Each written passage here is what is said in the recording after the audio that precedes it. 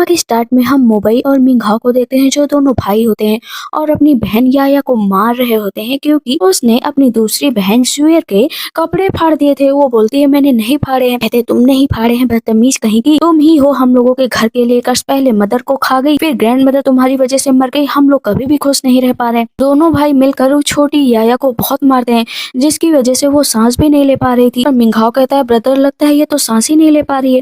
कहता है कोई बात नहीं, मर गई तो मर जाने दो, वैसे भी हमारी दूसरी सिस्टर है, इसे वाइल्ड डॉग्स के सामने छोड़ दो जाकर ताकि इसे खा जाए, अब इसकी कोई जरूरत नहीं है। लेकिन इसका पेडेंट वहीं पर रह जाता है। अभी हम देखते हैं कि जंगल में उस छोटी याया के अंदर से एक फिनिक्स निकलता है, जो उसकी हमेशा से ही रखवाली करता हुआ आया था। आज उसकी फिनिक्स 5 साल के अंदर ही टूट गई थी, जिसकी वजह से फिनिक्स भी बहुत परेशान था। ये इतनी छोटी सी याया को इतनी तकलीफ कौन दे सकता है। कहता है कि कोई बात नहीं, मैं तुम्हें ठीक कर दूंगा, बस तुम चिंता मत करो। कहती कौन बोल रहा है, कौन बोल रहा है। तब फिनिक्स कहती है लिटिल मास्टर मैं हूँ तुम्हारी दोस्त फायर फिनिक्स। कहती लेकिन फायर फिनिक्स मेरा जेडे पेंडेंट कहाँ पर है। कि जेडे पेंडेंट तुम्हें भूल गई लगता है अपनी सिस्टर के रूम में। तब इस पर फिनिक्स बताता है कि वो जेडे पेंडेंट तुम्हें अपने पास रखना पड़ेगा, क्योंकि वो एविल स्पिरिट को भगाता है। अगर किसी एविल स्पिरिट के हाथ में वो जेडे पेंडेंट लग गया ना, तो इससे वो तुम्हें ही नुकसान पहुंचा सकता है। कहती है ऐसी बात है क्या, तो मैं जरूर लाऊंगी। कहते अरे भागो भागो, लगता है कि यहाँ पर कोई एविल स्पिरिट आने वाली है। कहती है नहीं, मुझे तो कोई भी नहीं दिख रहा है। पर फिनिक्स बताती है कि देखो अभी तुम्हारे अंदर इतनी ज्यादा कल्टीवेशन हाई नहीं हुई है जिसकी वजह से तुम एविल लोगों को देख पाओ, लेकिन देखो मैं अभी तुम्हारे अंदर एक जो ऑरा है वो तैयार करूंगा, जिससे तुम हमेशा के लिए जो एविल लोग होंगे उनको पहचानने लगोगी। उसके फोरहेड पर ना एक रेड बिंदी लग जाती है, जो फिनिक्स की होती है कि अब मैं तुम्हारे साथ 24 आवर रहूंगा, कि दुष्ट आत्मा या कोई भी ऐसा कर्ज लेकर नहीं आई हो। सबकी डेथ तो होनी ही होती है एक दिन, इसी वजह से तुम्हारी मदर और ग्रैंड मदर गई, लेकिन तुम अपनी कल्टीवेशन को ध्यान में रखो और याद रखो कि हमेशा ही नेगेटिविटी से दूर रहना। अगर तुमने नेगेटिविटी को अपने पास आने दिया तो वो तुम्हारी बॉडी पर कब्जा कर सकता है। फिनिक्स उसके अंदर चली जाती है, लेकिन सामने देखते हैं कि एक हैंडसम लड़का आ रहा है। कहती है कि इसके अंदर तो एविल स्पिरिट है, बट ये देखने में तो बुरा नहीं लग रहा है। और फिनिक्स कह रही थी ये बुरा है कि वो क्राउन प्रिंस होते हैं, जिन जो है मॉन्क ने कहा था कि आज तुम्हें जो भी पहली लड़की जानवर या कोई भी मिले उसे तुम अच्छे से ट्रीट करना, क्योंकि वो तुम्हारे लिए एक लकी स्टार साबित होने वाली है। जब उससे बात करते हैं तो कहीं से भी याया को नहीं लग रहा था कि ये एक बैड पर्सन है। कहती है मुझे इसके अंदर से सबसे पहले स्पिरिचुअल पावर यूज करके नेगेटिविटी निकालनी पड़ेगी। वहां से उस स्पिरिट को भगा देती है। कहती है कि यंग मैन अब आप एकदम ठीक। जिफेंग कहता है कि यंग प्रिंस आप ठीक तो है ना। कहते हाँ पहले से काफी अच्छा लग रहा है। कहते तुम्हारा नाम क्या है। कहती मेरा नाम याया है। प्रिंस पूछते लेकिन तुम इतने अकेले यहाँ पर कर क्या रही हो।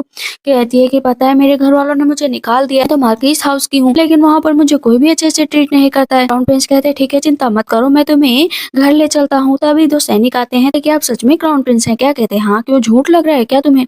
क्राउन प्रिंस कहते हैं आई एम सो सॉरी कि मैं तुम्हें सही टाइम पर बता नहीं पाया, लेकिन अंकल जुफेंग तुम्हें लेकर जाएंगे, अच्छे से कपड़े पहनाएंगे और तुम्हें एकदम रेडी करेंगे। कहती ठीक है। और अभी हम इधर देखते हैं कि आज जुएर का बर्थडे होता है, जिसकी वजह से सब लोग उसे सेलिब्रेट कर रहे होते हैं। सब कहते हैं कि इतनी अच्छी लड़की है, 5 या 6 साल में इतनी अच्छे से कौन बोल पाता है और लोगों को अटेंड कर पाता है, लेकिन ये बच्चे तो सच में कमाल के है। कहती है कि अंकल आंट आप लोग को बिल्कुल चिंता करने की जरूरत नहीं, आखिर जुएर का बर्थडे है तो आप लोग को जितना भी ड्रिंक करने का मन कर रहे ना ड्रिंक करिए।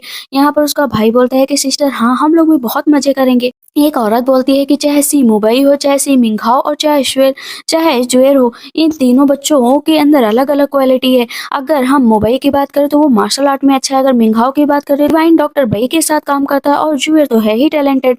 लेकिन इतनी देर में वहाँ पर याया आ जाती है। कहते हैं अरे ये मरी नहीं क्या, ये जिंदा कैसे हो सकती है। मिंघाओ कहता है मैंने तो सच में पल्स चेक करी थी, नहीं चल रही थी, लेकिन ये पता नहीं कैसे जिंदा होकर आ गई। अब यहाँ पर जुएर को भी गुस्सा आता है कि उसके दोनों भाइयों ने उससे झूठ बोला, लेकिन नाटक करती है कि आज मेरा बर्थडे है तो हम लोग अपनी छोटी सिस्टर के साथ ये बर्थडे सेलिब्रेट करेंगे। यहाँ पर याया कहती है देखो मैं यहाँ पर बात करने नहीं आई हूँ सिस्टर, में आपके रूम में मेरा एक जेडे पेंडेंट छूट गया था, वो मुझे दे दो। भाई कहता है कि तुमने जो कल इतना ज्यादा हंगामा किया है उसके बाद भी यहाँ पर आर्ग्यू करने आ गई हो। कहती बिग ब्रदर मैंने आर्ग्यू नहीं किया है, और उसे धक्का देकर नीचे गिरा देती है। कहती खबरदार, पहले बुली किया तो किया, लेकिन अगर आप बुली किया ना तो मुझसे बुरा कोई नहीं होगा समझे। उसका भाई फिर से खड़ा हो जाता है कि गार्ड्स इसको पकड़ कर लेकर जाओ, लेकिन जुएफेंग साथ में आया होता है तो कहती है कि अंकल आपको आने की जरूरत नहीं, मैं काफी हूँ। उन गार्ड्स को घुमा घुमा कर मारती है। कहती है कि अब मुझे कोई भी बुली नहीं कर पाएगा।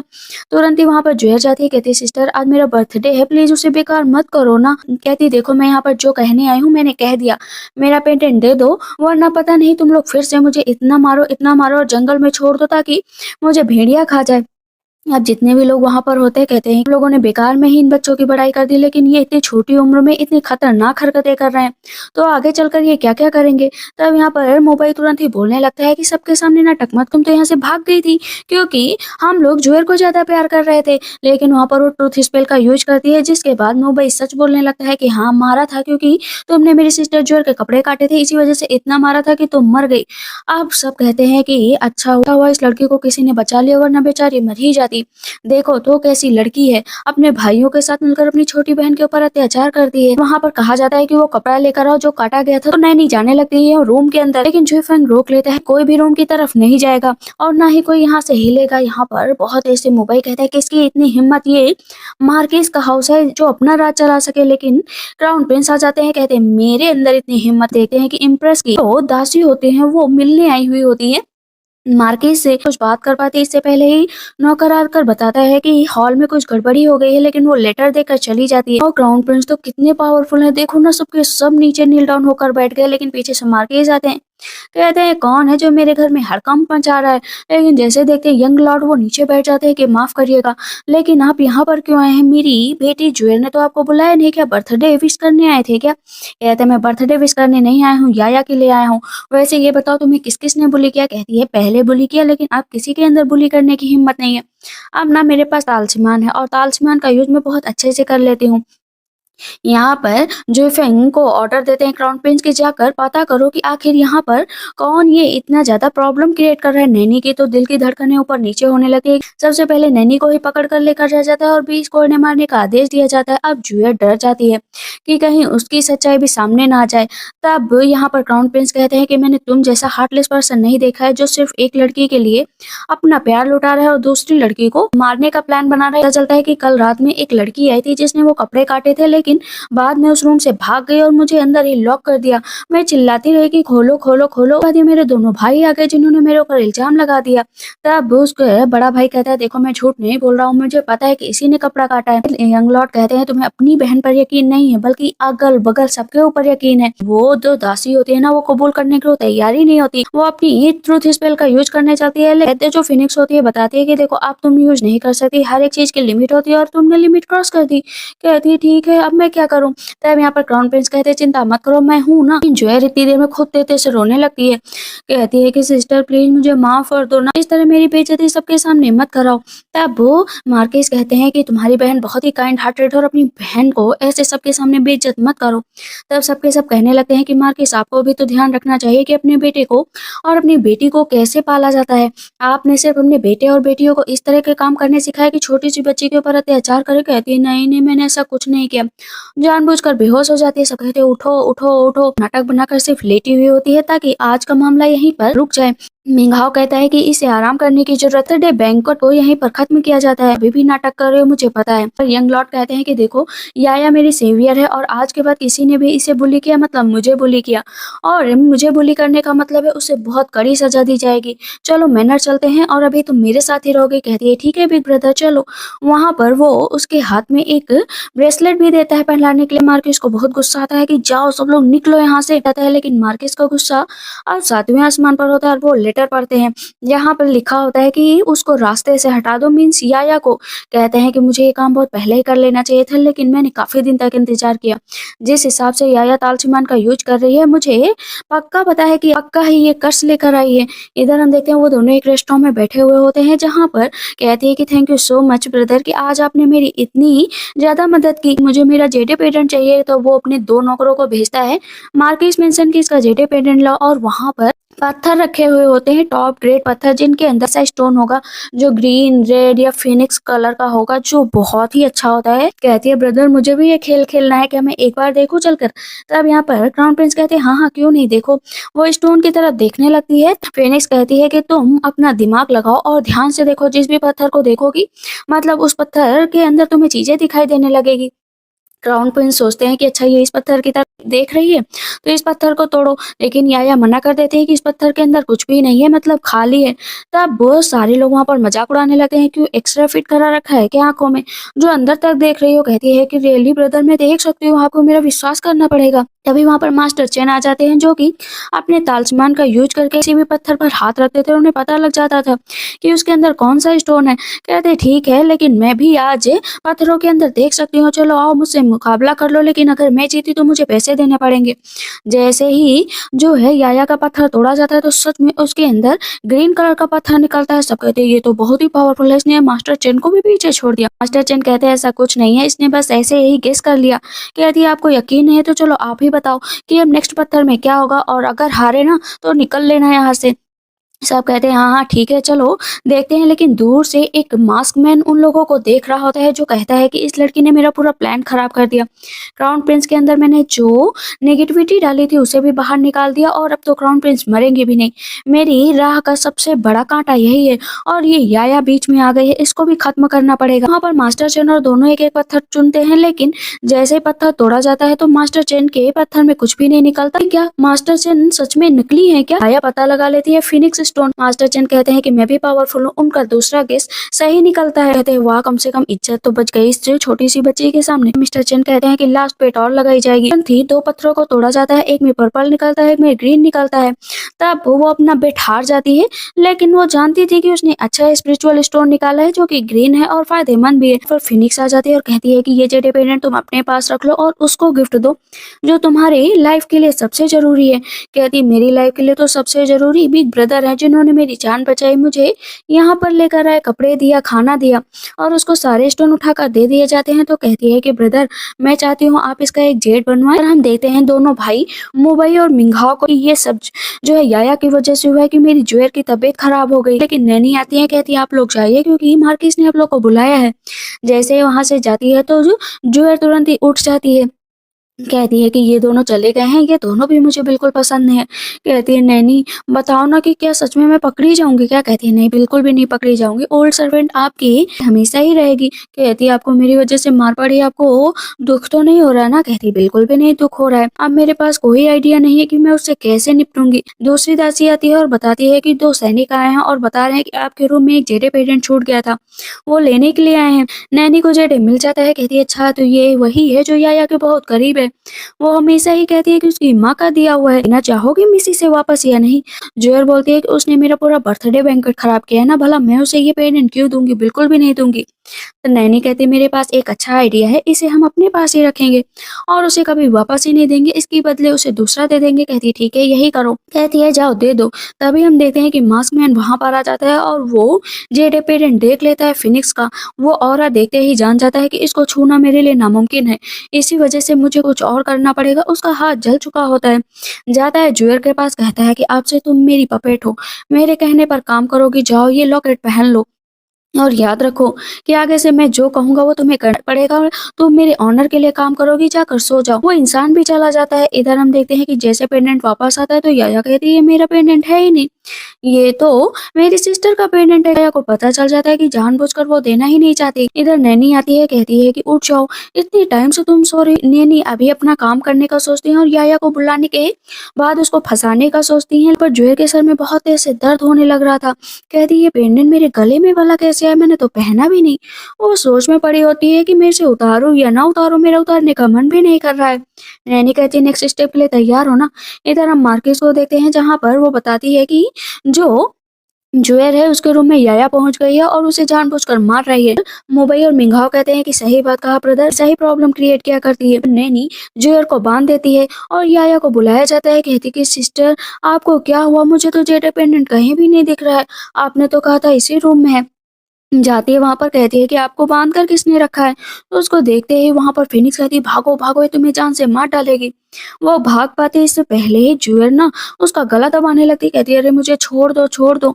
तो नैनी को भी समझ में नहीं आ रहा था कि ये तो प्लान का हिस्सा ही नहीं था, तो यहाँ पर ये कैसे है। फिनिक्स अपनी पावर दिखाती है तो वहाँ से भागने लगती है। जॉयर कहती पकड़ लो इसे, भागने नहीं देना। नैनी पकड़ कर नीचे गिरा देती है और आग लगा देती है। वो तेज से चिल्लाने लगती है कि देखो ना याया ने यहाँ पर आग लगा दी। तब याया कहती है कि तुम लोगों ने मुझे फिर से फ्रेम करने की कोशिश की, मैं तुम लोगों को छोड़ूंगी नहीं। वो भागने की कोशिश करती है तो रूम बंद कर लेती है, कहती मैं मरूंगी तो साथ में तुम भी मरोगी। कहती है तुम लोगों ने ये खेल खेला है तो जान लो ये तुम्हें करना ही पड़ेगा। कहती नहीं अब हम लोग क्या करें। वो चिल्ला रही होती दरवाजा लो खोलो खोलो। वहां पर मार्केस आ जाते हैं और जूयर को तेज से रोने लगती है कि सिस्टर ने आग लगा दी और कह रही थी कि मरेंगे तो साथ में मरेंगे। वो मुझसे इतना जलन करती है क्या, उसने तुम्हारी डिसरिस्पेक्ट की है ना, तो इन फ्यूचर उसे हम सबक जरूर सिखाएंगे। नैनी कहती है मार्केस सेकंड में सच में अपना सब कुछ आपा खो चुकी है, 5 साल की है लेकिन हरकतें ऐसे करती हैं जैसे 20 साल की हो। कहते ठीक है वैसे भी वो एक तरह का कर्ज लेकर आई है, उसे हम लोगों को ज्यादा बहस नहीं करनी पड़ेगी। जूयर मन में सोचती है कि मैं तो वैसे भी फर्स्ट मिस हूँ, आज के बाद वो यहाँ पर नहीं आएगी। उसके सर में फिर से दर्द हो रहा होता है। यंग लॉर्ड को देखते हैं जो अभी भी याया का इंतजार कर रहे होते हैं कि वो कब गई थी लेकिन अभी तक वापस क्यों नहीं आई। अपने आप को हाइड करके वहां पर आ जाती है। कहते हैं कि तुम यहीं पर हो लेकिन मुझे दिखाई क्यों नहीं दी। कहती क्योंकि मैंने तालिस्मान का यूज किया था। तभी हम देखते हैं कि वहां पर जुफेंग भी आ जाता है। कहता है कि थैंक यू सो मच, आप मुझसे दूर थे लेकिन मेरी मेरी हमेशा ही केयर करते हैं। वैसे भी उन लोगों ने आज मुझे बुली किया, जलाने की कोशिश। यहाँ पर यंग मास्टर कहते हैं मुझे एक एक चीज बताओ। कहते हैं ठीक है आगे का काम मैं बाद में देखूंगा, तो लेकिन तुम अभी मेरा जेट ले जाओ और जब भी कुछ हो तो रिस्पॉन्सिबिलिटी मेरे ऊपर डाल देना। सुबह याया उठती है, कहती कितनी अच्छी नींद आई है, मुझे लगता है कि इन 5 सालों में मैं पहली बार इतनी अच्छी नींद सोई। कहती है मैं जा रही हूँ। यंग लॉर्ड खड़े होते कहते अरे तुमने शूज क्यों नहीं पहने, तुम्हें ठंड लग जाएगी। कहती मैं बिल्कुल ठीक हूँ। कहते ठीक है चलो मैं शूज पहना दो तुम्हें, तब चलते हैं। हम सेकंड क्राउन प्रिंस को देखते हैं जो सालों से बीमार है, वो उठ भी नहीं पा रहे हैं क्योंकि एविल स्पिरिट ने उनके ऊपर कब्जा बना रखा है। वो उसको जान से मारने की कोशिश कर रही थी। कहती है तुम मुझे ग्रीट करो, तुम मुझे मानो, तुम क्राउन प्रिंस बन ही नहीं सकते हो क्योंकि मैं तुम्हें जान से मार डालूंगी। वो अपना गला छुड़ा कर उठते हैं, कहते हैं कि मुझे कुछ हो गया। इनोज कहते हैं क्या हुआ। कहते हैं नहीं कुछ नहीं। सीने में दर्द होता है और वहीं पर बेहोश हो जाते हैं और उनकी बॉडी ही वहां से गायब हो जाती है। इनोज कहते हैं कहाँ गए कहाँ गए। इधर हम देखते हैं यंग लॉर्ड बैठे हुए होते हैं और साथ में जो है याया भी। तब जुंगफा आकर बताता है वो जेडे पेंडेंट जो आपने बनवाया था पत्थर से, वो बनकर तैयार हो गया है और ये बहुत ही सुंदर बना होता है, जिसे देखकर वो दोनों ही बहुत खुश होते हैं। कहती है आप इसे पहन लीजिए। सबसे पहले वो अपनी उसमें पावर देती है, जितनी भी उसके पास पावर होती है। तो इस पर फिनिक्स बोलती है पागल हो गई हो क्या, भला अपनी पावर ऐसे कैसे दे सकती हो। कहती है जिसने मुझे प्रोटेक्ट किया है आखिर मैं उसे अपनी पावर तो दूंगी ही, लेकिन उसके मुंह से ब्लड निकलने लगता है। यंग लॉर्ड कहते हैं इसे जल्द से जल्द फिजिशियन को दिखाओ। कहते उठो ना, इस तरह तुम कैसे कर सकते हो। कहते मर भी जाऊंगी ना तो मुझे कोई दुख नहीं होगा। फिजिशियन आते हैं, उसकी पल्स चेक करते हैं, कहते हैं कि बताओ ना इसे क्या हुआ है। कहते हैं यंग लॉर्ड ये बहुत ही वीक हो चुकी हैं, इनके खाने और सोने का ध्यान रखिए, मैं दवा लिख कर दे दूंगा। वो उठती है, कहती है ब्रदर मैं ठीक हूँ, कुछ भी नहीं हुआ, सच बता रही हूँ, मैं बहुत ही स्ट्रांग हूँ। कहते कुछ देर पहले कह रही थी मर जाऊंगी तो कोई बात नहीं, अब कह रही स्ट्रांग हो। कहती हाँ मैंने इसमें स्पिरिचुअल पावर डाल दी है, तो आपसे एविल प्रवृत्ति हमेशा ही दूर रहेंगी। वो उसे गले में पहन लेते हैं, कहते हैं कि ठीक है लेकिन स्पिरिचुअल पावर के चक्कर में अपने आप को इतना कष्ट मत पहुंचाना। कहते हैं बिग ब्रदर आप मुझसे नाराज तो नहीं होंगे ना। बोलिए ना कभी नाराज नहीं होंगे। कहते हैं हाँ कभी भी नाराज नहीं होगा। चलो अब पैलेस में चलने का टाइम आ गया है क्योंकि फादर ने बुलाया है। आए है इधर हम देखते हैं मैजेस्टी को जो बैठे हुए होते हैं, उन्हें सारी चीजें बताई जाती है यंग लॉर्ड के बारे में कि वो एक लड़की को लेकर आए हैं, वो एक तरह का कर्ज लेकर आई है। इम्प्रेस कहती है कि मेरा बेटा खो गया है, सबसे पहले आप मेरे बेटे को खोजिए, न जाने कहाँ पर चला गया है। तब दासी कहती है कि आपको चिंता करने की जरूरत नहीं है, आपका बेटा मिल जाएगा। कहती है कोई वो इकलौता मेरा बेटा है, अगर उसे कुछ हो गया तो मैं क्या करूंगी। तभी यहाँ पर यंग लॉर्ड आ जाते हैं, वो सबको ग्रीट करते हैं। तब वो इस पर अंकल बोलते हैं कि ये वही लड़की है जिसे तुमने मेंशन किया था। कहते हैं हाँ ये मुझे जंगल में मिली थी, हाँ ये वही लड़की है जिसने मेरी जान बचाई। लेकिन उसे देखते ही मैजेस्टी के दिल में अजीब सा दर्द होने लगता है। कहते हैं कि ये ऐसा क्यों लगता है कि मेरे लिए जानी पहचानी है। कहते हैं कि क्या मैं तुमसे पहले मिला हूँ। मन में सोचती है कि ये मैजेस्टी ये प्यारे हैं लेकिन तब भी मुझे इनसे डर लग रहा है। कहते हैं या मेरे पास आओ। ब्रदर जाऊं या ना जाऊं। कहते जाओ, मैजेस्टी लड़कियों को बहुत प्यार करते हैं, छोटी लड़कियां तो उनकी फेवरेट हैं। जैसे वो मैजेस्टी के पास जाने लगते हैं तो इम्प्रेस कहती है कि ये तो कर्स है, अगर मैजेस्टी के पास गई तो और भी कर्स आ जाएगा। कहती मैजेस्टी मेरे चेस्ट में दर्द हो रहा है, प्लीज मैं रेस्ट करने के लिए जा रही हूँ। कहते हाँ हाँ रेस्ट करो जाकर। कहती मैजेस्टी लेकिन आपको भी रेस्ट करना चाहिए। कहते नहीं मैं याया से मिलकर ही रेस्ट करूंगा। इम्प्रेस वहां से चली जाती है और मन में याया सोचती है कि कितनी स्ट्रेंज बात है। इम्प्रेस मुझे देखकर डर क्यों गई? मैजेस्टी कहते हैं कि तुम यहाँ पर कितनी प्यारी बच्ची हो, मार्केस के घर की बेटी हो। कहती हाँ। मैजेस्टी का हाथ पकड़ते ही या सोचती है कि कितने मुलायम हाथ है, मतलब यंग लॉर्ड से भी मुलायम हाथ है मैजेस्टी के। कहती है कि मैं क्राउन प्रिंस को ढूंढ सकती हूँ और बता सकती हूँ कि वो कहाँ पर गए हैं। तब इस पर अंकल कहते हैं 5 साल की बच्ची क्या सच में ढूंढ सकती है? तब इस पर यंग लॉर्ड कहते हैं इसने मेरी जान बचाई है, मतलब कि ये ढूंढ सके। मैजेस्टी कहते हैं चलो। वो तालिस्मान का यूज करते हैं तो मैजेस्टी को समझ ही नहीं आता कि ये लड़की कर क्या रही है।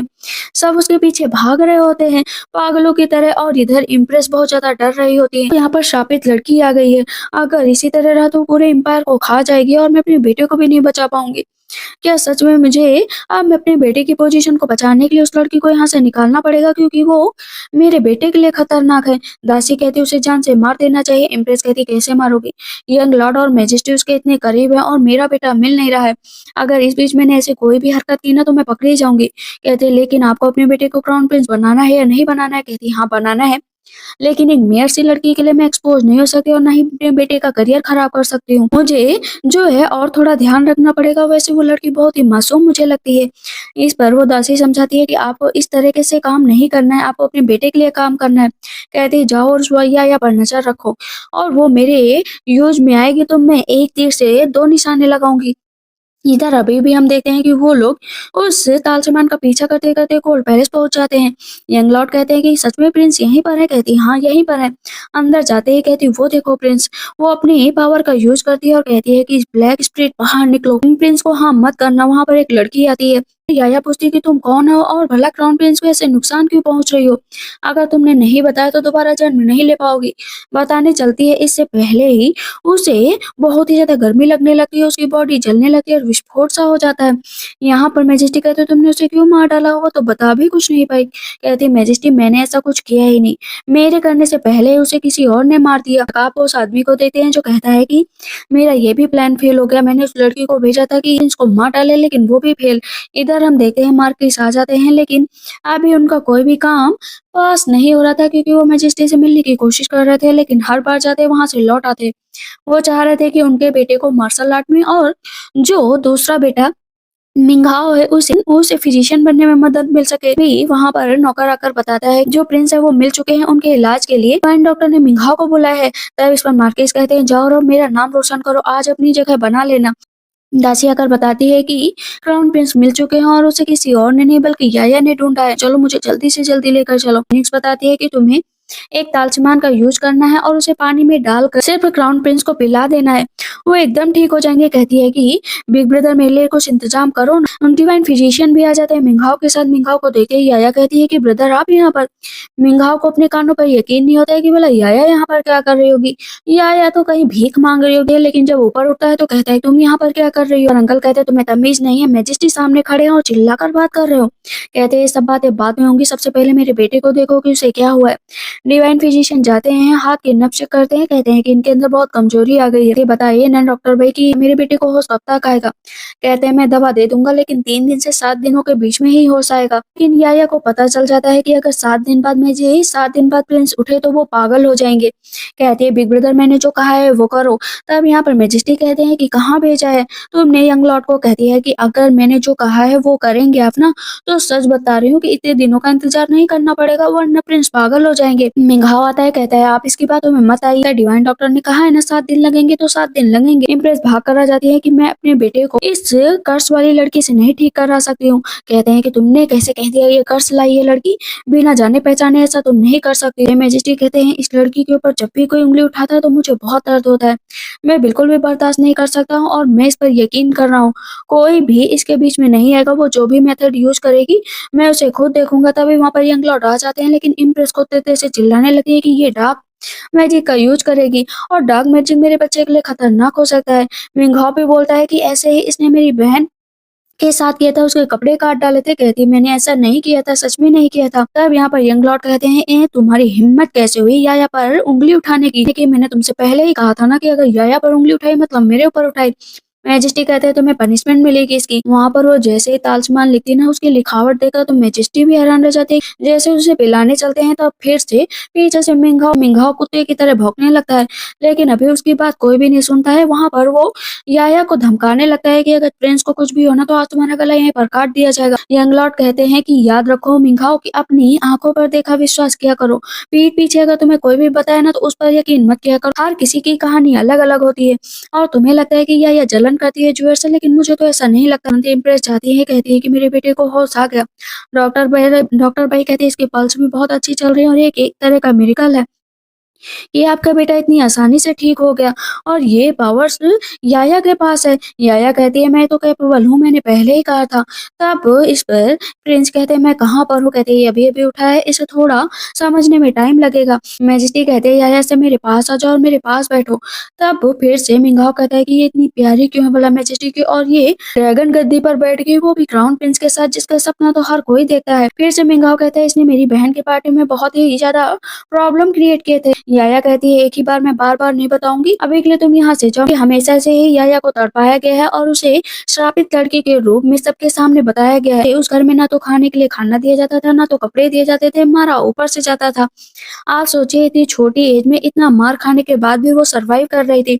दूसरी तरफ जूयर को अच्छे कपड़े, लग्जरी लाइफ, हर साल उसका बर्थडे भी सेलिब्रेट किया जाता था, लेकिन याया को कुछ भी नहीं। आखिर ये पूरी फैमिली याया के लिए ऐसे कैसे कर सकती है? मैजेस्टी कहते हैं हाँ सही बात है। इतनी दुख भरी बातें सुनकर मुझे भी दर्द हो रहा है। डॉक्टर भाई को बहुत गुस्सा आता है कि मैंने तुम्हें अपना डिस्पेल बनाया था, लेकिन देखो तुम एक छोटी-सी बच्ची के साथ कैसी हरकतें कर रहे हो। अपनी बहन पर यकीन नहीं कर रहे थे तुम। कहते हैं कि क्या मतलब फिजिशियन भाई मुझे बताइए। याया कहती है कि इसे आप अपना डिसेबल मत बनाइए। ये ऐसे ही रहे तभी इसे समझ में आया। कहता है कि नहीं-नहीं फिजिशियन भाई मेरे साथ ऐसा मत करो। प्लीज़ मेरे साथ ऐसा मत करो। मैं आपके ही संरक्षण में रहना चाहता हूँ, लेकिन उसे वहाँ से निकाल दिया जाता है। कहती है जाओ और उस ज्वेलर पर नज़र रखो, उसकी असलियत दिख जाएगी। वहाँ पर वो माफ़ी माँग कर चला जाता है। इधर हम देखते हैं कि मैजेस्टी बहुत खुश होते हैं कि आया उनके पास। आया मन में सोचती है कि मैजेस्टी के लिए भी कुछ ऐसी चीज खरीदनी पड़ेगी जिससे एविल प्रवृत्ति उनसे दूर रहे। मैजेस्टी कहते हैं अच्छा बताओ लिटिल गर्ल तुम्हें क्या चाहिए? मुझे बस आप अपना जेडे पेंडेंट दे दीजिए। जैसे ही जेड देते हैं तो उसने अपनी पावर का यूज करती है। कहती है ये आपको हमेशा ही प्रोटेक्ट करेगा। कहते हैं और कुछ चाहिए तुम्हें? कहती है हाँ थोड़े से पैसे चाहिए। कहते हैं क्यों? पैसे क्यों चाहिए? कहती है क्योंकि मैं अपने बिग ब्रदर के लिए बहुत अच्छा तोहफा लाना चाहती हूँ। कहते हैं और मेरे लिए? कहती है आपके लिए भी लाऊंगी, तो अभी तो मुझे पैसे चाहिए। मैजेस्टी और अंकल दोनों आमने सामने बात कर रहे होते हैं कि ये लड़की मुझे मार किसकी नहीं लगती, क्योंकि एक बेटी के लिए इतना इतना प्यार और दूसरी बेटी के लिए बिल्कुल भी प्यार नहीं है। 5 साल पहले पता करो कि आखिर याया की मदर के साथ क्या हुआ। वो बच्ची होने के बाद वो कहाँ पर गई, हर एक चीज का पता करके बताओ। कहते ठीक है जैसा आप कहें। इधर हम देखते हैं कि मार्केस के पास संदेशा आता है कि डे केयर आ गया है। यहाँ पर मार्केस बहुत खुश हो जाते हैं कि जरूर उसके बेटे ने अच्छा काम किया है तभी वहाँ पर डे केयर आया है। लेकिन बिग ब्रदर कहते हैं क्या हुआ, तुमने ऐसा क्या काम किया? ब्रदर पता है मुझे वहाँ पर याया मिली। कहते याया लेकिन वहाँ पर क्या कर रही थी? मरी नहीं वो बेवकूफ लड़की। कि क्या अपने ब्रदर को बता दूं कि याया के पास बहुत ही ज्यादा पावर है, लेकिन मन में सोचते अभी नहीं बताऊंगा। सोचता अभी नहीं बताऊंगा, सबसे पहले ज्वेल की सच्चाई पता करूं कि आखिर वो सही है भी या नहीं है, या सिर्फ हम लोग याया पर शक कर रहे थे। तुरंत ही देख के आता है, सब लोग नीचे बैठे हैं और अपने बेटे की गलतियों की सजा अब मार्केस को मिलती है कि उन्हें कुछ दिनों के लिए घर में कैद किया जाता है और वो घर से बाहर नहीं निकलेंगे। मार्केस के मुंह से ब्लड निकलने लगता है। सब कहते हैं ये क्या हुआ। इस पर मोबाइल बोलता है कि ये सब उस श्रापित लड़की की वजह से हुआ कि फादर की तबीयत खराब हुई, जुएल की तबीयत खराब हो गई। मिंघाओ बोलता है कि इस तरह हमें उस पर शक नहीं करना चाहिए। कहते तो कैसे नहीं शक करना चाहिए बताओ ना, मैं उसकी जान ले लूंगा। यहाँ पर मिंघाओ बोलता है कि उसके पास हम लोग पहुंच ही नहीं सकते क्योंकि बहुत कड़ा पहरा है। अब थोड़ी देर के लिए तो यहाँ पर मोबाइल मन में सोच लेता है कि जैसे ही मिलेगी ना वैसे जान से मार डालूंगा उसको सबसे पहले। अभी ज्वेल की आंखें नहीं खुल रही थी। कहती है कि मुझे लगता है ना उसके ऊपर किसी चुड़ैल का साया है। इधर हम देखते हैं कि याया और यंग लॉर्ड मार्केट में घूम रहे होते हैं और उस पर वो मास्क मैन भी पूरी तरीके से नजर रखता है और एक आदमी के अंदर कैट डीमन को छोड़ देता है जिससे वो याया पर जाकर हमला करे। लेकिन याया पीछे हट जाती है। कहती है आपस में लड़ने क्यों लगे। तब याया कहती है कि इसके अंदर कैट डीमन है, जाकर इसे बचाओ वरना ये और लोगों को भी मारेगा और ये मेरे ऊपर भी अटैक करने के लिए आएगा। दूर से कुछ आदमी देखते कहते अरे ये तो याया है ना जिसने उस दिन स्टोर में खोजबीन की थी। याया जाती है और उस आदमी के अंदर से कैट डीमन निकाल देती है, लेकिन सामने से आ जाता है मिंघाओ। मिंघाओ का मुंह काला हो जाता है और मास्कमैन कहता है इसने मेरा ये भी काम बेकार कर दिया, लेकिन कोई बात नहीं, मैं तुम दोनों को एक साथ ही मारूंगा, बस देखते जाओ। इधर सब लोग बहुत खुश होते हैं कि इस लड़की ने इतना अच्छा काम किया है, कहती मेरे तालिस्मान है ही इतने अच्छे। तब इस पर जोफिंग कहता है वाह तुम तो सच में कमाल की हो। लेकिन वहां पर तभी मिंघाओ आता है, कहता है सिस्टर मेरी बात सुनो, कहती तुम कौन हो, मुझे क्या पता, मैं तो जा रही हूँ। इधर हम मास्टर चेन को देखते हैं जो जुएर को ठीक करने गए थे, लेकिन एविल प्रवृत्ति इतनी हाई कल्टीवेशन की होती है जिससे उनके मुंह से ब्लड निकलने लगता है। कहते हैं मैं और पावर का यूज नहीं कर सकता हूँ, ना ही मैं ठीक कर सकता हूँ। मिंघाओ आता है और मुंबई से बताता है कि आज मैंने मार्केट में याया को देखा जिसने एक आदमी के अंदर से कैट डीमन को निकाला, मतलब उसके अंदर पावर है। कहते हैं क्या सच में याया को बुलाया जाए तो जुएर ठीक हो सकती है। मुंबई बोलता है उसकी बहन है, ऐसे कैसे नहीं आएगी, मुझे याया को बुलाना ही पड़ेगा। नैनी भी भड़का देती है, कहते हैं कि याया जोफिंग को भी गिफ्ट देती है, कहती है आपने हमेशा ही हम लोगों की मदद की है तो आपके लिए भी ये गिफ्ट है। नैनी आकर बताता है कि मार्केस मेंशन में याया को बुलाया गया है। कहती है मैं बिल्कुल भी नहीं जाऊंगी, मैं यहीं पर रहूंगी, वहाँ पर मेरा कोई काम नहीं है। तब इस पर यंग लॉर्ड कहते हैं कि तुम सच में नहीं जाना चाहती, एक बार जाकर तो देखो कि वहाँ पर क्या हुआ है। तभी वहाँ पर मोबाइल आता है, कहता है कि पूरी फैमिली बर्बाद हो गई है, तुम सेमलेस की तरह यहाँ पर बैठी हो, इनोसेंट बनने की कोशिश कर रही हो, अगर यकीन है तो घर चलकर एक बार जुएर को देख लो। कहते ठीक है, मैं जाने के लिए तैयार हुआ, मैं जरूर जाऊंगी। इधर हम यंग लॉर्ड को देखते हैं जो जोफिंग को आदेश देते हैं कि पता करो कि आखिर ये इम्प्रेस और नैनी और इस मार्किस के बीच में चल क्या रहा है। मुझे इन सब चीजों का पता लगाना है, मुझे लगता है कि इन सब चीजों के पीछे जरूर कोई है। इधर हम देखते हैं कि इम्प्रेस बैठी होती है और जो नैनी होती है वो बेहोश हो जाती है और वहां पर वो मास्क मैन आ जाता है। कहती इतने दिन में तुम क्या करने आए हो। कहते हैं कि मैं उस पापी लड़की को हटाना चाहता था रास्ते से, लेकिन हर बार वो बच जाती है। ये कहती हाँ सही कहा, मैं भी उसे टच नहीं कर सकती। कहते हैं कि टच करना पड़ेगा वरना क्राउन प्रिंस के लिए वो मुसीबत बन जाएगी। इधर हम मुंबई को देखते हैं जो बहुत गुस्सा होता है कि वहां पर जो है या आई ही नहीं है। मार्केस को होश आता है, लेडी उसे फिर से एक लेटर देती है और कहा जाता है कि याया को खत्म कर दो। मिंगा बैठा होता है और मिंगा तुरंत बेहोश हो जाता है, मास्क मैन आ जाता है, कहता है इतनी कमजोर लड़की मैंने देखी ही नहीं, इसके अंदर से एविल स्पिरिट हटानी ही पड़ेगी। इधर हम याया को देखते सुबह उठी ही कहती मुझे इतनी भूख लग गई है कि पूछो मत, जी फिर मेरे लिए अच्छा सा खाना लेकर आओ। लेकिन वो सबसे पहले आती है मार्केस मेंशन पता करने के लिए कि सिस्टर तो रूम में है ही नहीं, क्या ये मेरे लिए एक ट्रैप है। फिनिक्स बताती है कि ये ट्रैप है, जल्द से जल्द चलो। फोर हेड से फिनिक्स बाहर निकल आती है और मास्क मैन सामने आ जाता है, कहता है कि तुम्हें तो पकड़ने का ये आसान तरीका था। कहती है मैं अपने आप को प्रोटेक्ट कर सकती हूँ, तुम अपने आप से बचो। फिनिक्स उस मास्क मैन पर अटैक करती है तो इस पर मास्क मैन बोलता है कि देखो तुम मेरे साथ कुछ भी करो लेकिन आज सब कुछ यूजलेस है। कहती है यंग मास्टर प्लीज मेरी मदद करो यंग मास्टर। तभी वहाँ पर यंग लॉर्ड आ जाते हैं और वो मास्क मैन यंग लॉर्ड पर अटैक कर देता है, कहता है तुम दोनों को मरना पड़ेगा। इतनी देर में जिफेंग आ जाता है। जिफेंग आ जाता है तो वहाँ पर फिनिक्स से अटैक करती है और वो भाग जाता है। तब यहाँ पर बहुत तेज तेज रो रही होती है तो फिनिक्स कहती है कि जो उसके पास जेड है ना उससे यंग लॉर्ड को कुछ भी नहीं होगा। कहती है तुमने मुझे डरा दिया था, मैं कितना ज्यादा डर गई थी। कहते हैं कोई बात नहीं, सबसे पहले इस मास्क मैन को ढूंढो कि आखिर ये कर क्या रहा था। वो नकाब मैन है, असल में वो ग्रैंड ट्यूटर, वो इम्प्रेस से कनेक्टेड थे। इम्प्रेस बैठी हुई होती है और आज जो है मार्किस और उनके बच्चों को भी बुलाया गया था। सब वो कह रहे होते हैं कि इन्हें जो है अंदर बंद रहने को कहा गया था, तब भी ये लोग यहाँ पर आ गए। मैंने सुना है जो इनकी बेटी याया है वो बहुत ही अच्छी है, उसने कई लोगों को बचाया है। इम्प्रेस का प्लान था जो है यंग लॉर्ड को मारने का, लेकिन जैसे ही वहाँ पर इम्प्रेस यंग लॉर्ड को जिंदा देखते हैं तो उनके होश उड़ जाते हैं कि ये दोनों मरे क्यों नहीं। तब यहाँ पर मैजेस्टी आ जाते हैं। मैजेस्टी आया से कहते हैं कि चलो है मेरे साथ बैठो, लेकिन इतनी देर में वहाँ ज्यूअर को आवाज आने लगती है कि मैजेस्टी को मार डालो, इन दोनों को मार डालो। वो मारने चलती है, नीचे बेहोश होकर गिर जाती है क्योंकि फिनिक्स अटैक कर देती है।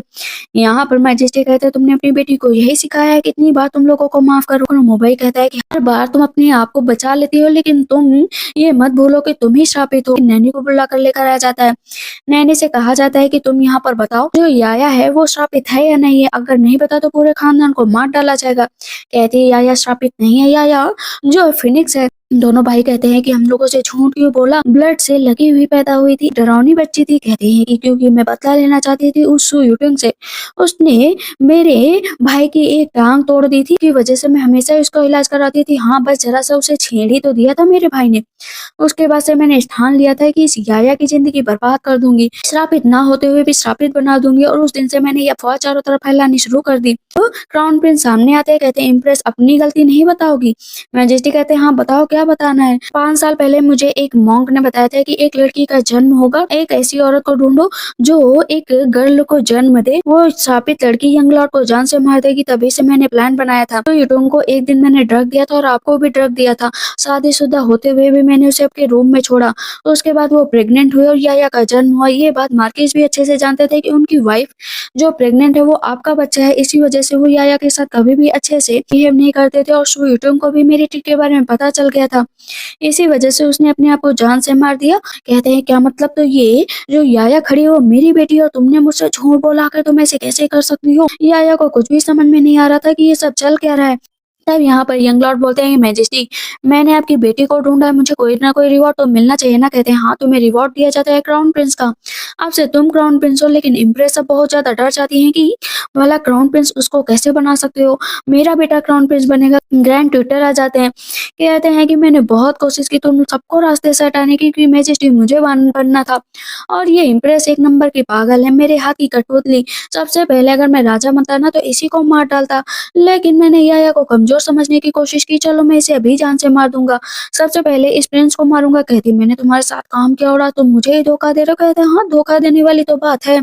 तब इस पर यंग लॉर्ड कहते हैं कि ये धोखे के साथ हमेशा धोखा ही होता है।